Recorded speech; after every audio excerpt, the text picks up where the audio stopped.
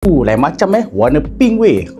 ROG collab dengan Honkai Impact. Kotak ni dia tema Elysia. So jom kita buka kotak ni, tengok apa yang ada dekat dalam. Cuba tengok tu. First kali kita ada macam greeting card macam tu.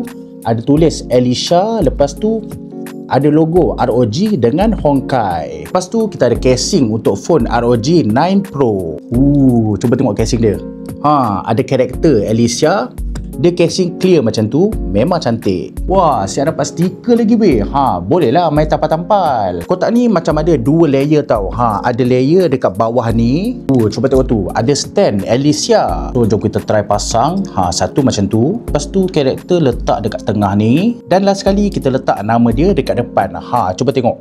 Memang comel weh. Cuba tengok tu, kita ada SIM ejector bentuk macam weapon macam tu. Cantik weh. Cuba tengok tu, kita ada cable protector bentuk chibi. So kalau korang ada kabel, boleh letak je macam tu. Memang comel. Lepas tu kita ada keychain macam ni dan ada button badge. So ni dia semua barang-barang yang korang boleh dapat dekat accessory box ROG/Honkai Impact. Cara nak dapatkan box ni pun senang je tau. Korang purchase je ROG Phone 9 Pro yang terbaru tu.